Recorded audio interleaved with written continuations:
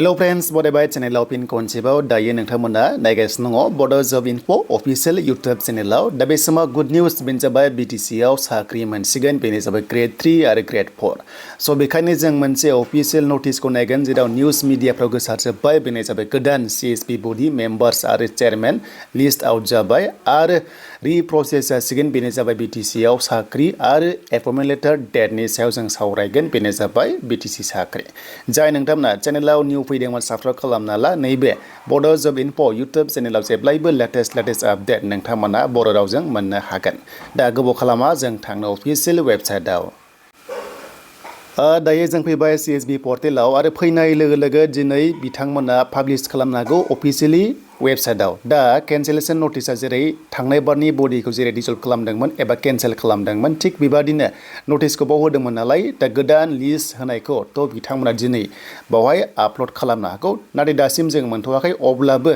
social मिडियायाव एबा news मिडियाफ्राव गोबां गोसारबाय जेराव बे नंगौआनो जाहैसिगोन बेनो जाबाय गोदान लिस्ट दानाया जेराव आरो बेबो जाबाय मोनसे टेम्परारि नामा एबा अनलि 1 इयारल' नामा बिनि गेजेराव साख्रि मोनगोन ना मोना बेनि सायाव जोङो सावरायगोन दा जायनि नोंथांमोना ग्रेड 3 आव पास जाना दंमोन स्किल टेस्टनि थाखाय रेडि जाबाय था आरो ग्रेड 4 आव डाइरेक्ट रिजाल्ट ओंखारनाय चान्सआ दङ बेनो जाबाय एपइन्टमेन्ट लेटारनि सायाव नाथाय एचएस लेभेलाव जेनाखि एग्जाम जादोंमोन ग्रेड 3 लेभेलाव बेनि एग्जामनि रिजाल्ट ओंखारथ'वाखै दा बेफोर गासैबो डिटेल्सआ CSB आ गोदान जाबाय नालाय अब्ला स' बिथांमोना मोनसे फ्रेश नटिस होगोन जे थांनाय बारनि ग्रेड 3 आरो ग्रेड 4 एग्जाम जानायफोरा डाइरेक्ट रिजाल्ट ओंखारगोन ना केन्सेल जागोन ना रि एग्जाम जागोन ना रि प्रसेस जागोन एबारे जेब्ला CSB जाबाय नालाय अब्लासो सोराङाव फैसिगोन जे गासैबो डिटेल्सआ समजों लोगोसे अफिसियेल नटिस फैसिगोन दानिया बेखौ दोनथ'नानै CSB मेम्बार्स आरो जेनाखि बिनि टार्म्स एन्ड कन्डिशनखौ जों बाव नायबावनो दा बेनो जाबाय अफिसियेल नटिस जों मोननाय बायदिब्ला 1 जानुवारि एबा 5 जानुवारियाव बेखौहाय पाब्लिश खालामदों अफिसियेलि BTC आ बेखौ जों नुनो मोनदों बाव माखासे नाम्बार दङ इस्यु नाम्बार दङ दा बेनिखायनो जोङो चेयारमेनखौ नायोब्ला बेनो जाबाय जोंहा प्रदीप कुमार ब्रह्म बिथाङा मोननो हादों गसाइगावनि एबा क'क्राझार डिस्ट्रिक्ट आरो थिग बेबादिनो भाइस चेयारमेना जों मोनदों बेनो जाबाय फिन खनसेबाव आइजोनिफ्राय मोनदों दिप्ति प्रसाद ब्रह्म अके बे जाबाय खोदोमथला क'क्राझार बेबो थ' बेनिफ्राय टटेल जों नायोबा स' टटेल नायोबा जों 11 जन जों बावहाय मोननो हादों मेम्बार्स चेयारमेनखौ लानानै आरो अके बेनि गेजेराव गासैबो डिस्ट्रिक्टआव दङगोन अके बाक्सा दङ आरो दा बेनिफ्राय नोंथांमोना तामुलपुर बावहाय दंना गैया स' बेखौ आं जास्ट कभार खालामथ'ला जियानो जा बेखौ दोनथ'नानै अके स' दोनथ'नानै दा बावहाय नोंथांमोना माखासे टार्म्स एन्ड कन्डिशनखौ जों बाव नायनो हागोन अके बेनो जाबाय बेवहाय नायदो नै members of the board will hold office for A period of 1 year स' अनलि 1 इयार होनना दोनदों नाथाय नांगौ जायोबा बिथांमोनखौ एक्सटेन्ड खालामगोन एबा एक्सटेनसन खालामगोन आरो जुदि सिटुवेसना थिनोब्ला दा बेखौ जों नोजोर बोयोब्ला टेम्परारि 1 इयार जों मोननो हादों अके स' टेम्परारि जों 1 इयार मोननो हादों आरो माने बिनि टार्म्सआ आरो अब्ला जोङो मिन्थिबाय जे साख्रि BTC आव ग्रेड 3 आरो ग्रेड 4 साख्रिया बेनो जाबाय उइदिन 1 इयारनि गेजेराव जोङो एपइन्टमेन्ट लेटारखौ मोननो हागोन नाथाय फिक्स डेट नङा आरो जे माब्ला मोनगोन नाथाय जों 1 बोसोरनि गेजेराव माने बिथांमोननि टार्म्सआवथ' साख्रिखौ होगोन नालाय बाथ्रा जाबाय जे CSB आ साख्रि होयो नालाय थ' बिथांमोननि जेनाखि कन्डिशन टार्म्सआ 1 इयार बा बिथांमोना 1 इयारनि गेजेराव उइदिन 1 इयाराव एपइन्टमेन्ट लेटारखौ होगोन आरो अके स' बेखौ जों मिन्थिबाय दानिया सेकेन्ड नाम्बाराव माखासे कन्डिशन लाखिबावदों जे जुदि सोरबाफोर जुदि थैयोब्ला बा बहाबा सेभ जायोब्ला जिखुनु जाया रिजन होयोब्ला माने गोदान सोसननो हायो बे बाथ्राखौ बुंदों आरो दा बेखायनो जों मेन नोजोर बोनांगौआ बेसो जे 1 इयार होदों बिसोरनि टार्म्सआ दा 1 इयाराव जोङो 100% साख्रिखौ मोनगोन बेनो जाबाय ग्रेड 3 आरो ग्रेड 4 आव मानोना टाइमजों बिथांमोना साख्रिखौ होलांगोन नालाय बेनो जाबाय 1 इयाराव बुंदों आरो फिन खनसेबाव 1 इयार नालाय बिसोरना जे टार्म्स एन्ड कन्डिशना बेखायनो डाइरेक्ट रिक्रुटमेन्ट प्रसेस माने ग्रेड 3 ग्रेड 4 खौ इन्टारभिउ लानो हायो आरो जोंनि BTC आव डाइरेक्टलि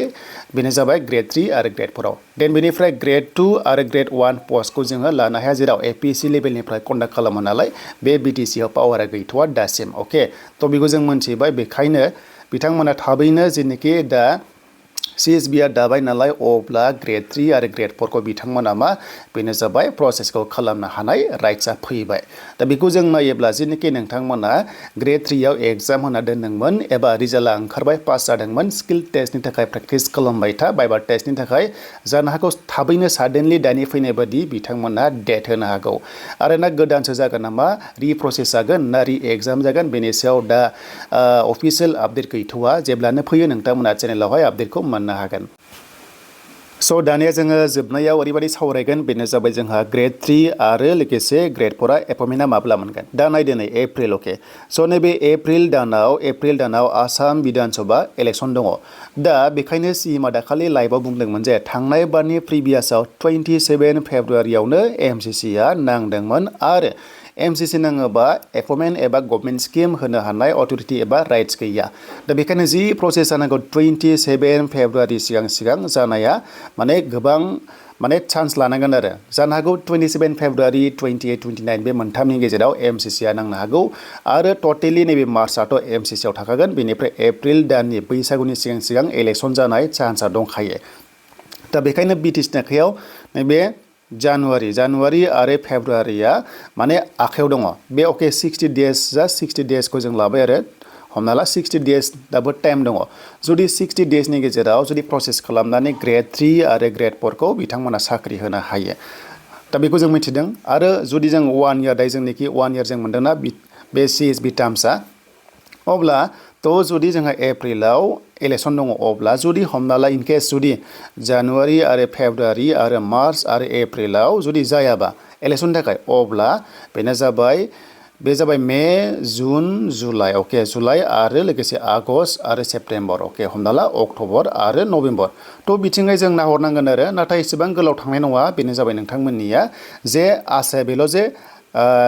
27 फेब्रुवारिनि सिगां होयोबा साख्रिखौ हायो CSBआ मानोना इसेबां प्रसेसा जाखाजोब्बायमोन नालाय खालि स्किल टेस्ट लानांगौ आरो लोगोसे बाइबा टेस्ट लानांगौ आरो ग्रेड 4 आथ' खालि एपइन्टमेन्ट लेटारल' होनांगौ मानोना सिगां जाखांखानाय इन्टारभिउआ दा बेखौहाय गासैबो जों एनालाइज खालामनाय नाथाय नेक्स्ट लेभेलाव CSBआ गोदान नटिस फोसावसिगोन मानोना CSBआ थारैनो जुदि जामारबायबा बे लिस्ट मथे थ' बिथांमोना नटिस इस्यु खालामनानै प्रसेसखौ रिप्रसेस स्टार्ट खालामनो हायो एबा जिखुनु जाया प्रसेसआव लांनो हायो आरो दा बेल' जे आंनि जेनाखि केन्डिडेट्स नोंथांमोन दङ बा आंनि फल'वार्सफोर दङ नोंथांमोना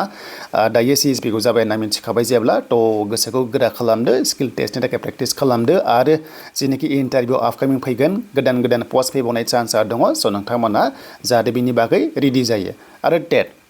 जिनोखि टेट केन्डिडेट्सनि आं गोबां कमेन्ट्सखौ नुदों काटअफआव हमना ला 70 प्लास थांगोन नामा होननानै थ' 70 प्लास थांगोन नामा बेबादिथ' दासिम अफिसियेल नटिस गैया आरो जेनोखि जों थांनाय बारनि प्रिभियास LP अके स' UP लेभेलाव काटअफ नायोबा 70 थाङाखै बादि जों कमेन्ट्सआ नुदों बेनो जाबाय बर' मिडियामाव थ' जोंनि एनालाइज खालामनायाव जुदि जुदि NIOS खौ जुदि लायाबा थ' काटअफआ इसेबां हाइ लेभेल थांनाय नङा जेरै बर' मिडियामनि थाखाय 57 एबा 58 आनो थानांगौ बायदि आङो मोनदों मानोना थांनाय बारावनो 60 प्लासल' थांदों बादि होननाय खोनादोंमोन दा बेसेबां सैथो टेट केन्डिडेट्सफोरा कमेन्ट्स खालामबानो जाबाय आं टेटनि सायाव बांसिन नटिस खालामनाय जायाखैमोन सिगांनि प्रिभियास काटअफनि सायाव दा नोंथांमोना कमेन्ट्सखौ खालामहरनो हागोन दा बेनो आइ हप नोंथांमोना बयबो रेडि जायो स्किल टेस्टनि थाखाय आरो गोसोखौ गोरा खालामदो डिमटिभेट दाजासे दानि गोदान सरकारा जाहाथे साख्रिखौ